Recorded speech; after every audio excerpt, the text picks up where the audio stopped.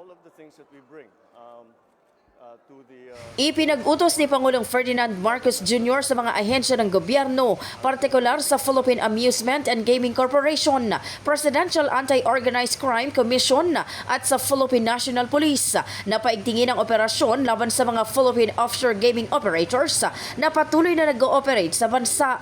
Ibinaba ng Pangulo ang direktiba kasabay ng ikalawang Joint National Peace and Order Council, Regional Peace and Order Council sa Campo Crame kahapon.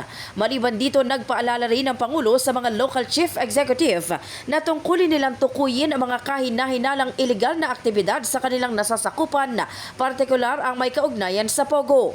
Saad ng punong ehekutibo, dapat makipag-ugnayan ang mga LGU sa Department of Interior and Local Government para matukoy at habulin ang nasa likod ng Pogo na nasa kanilang lugar at huwag magbulag-bulagan.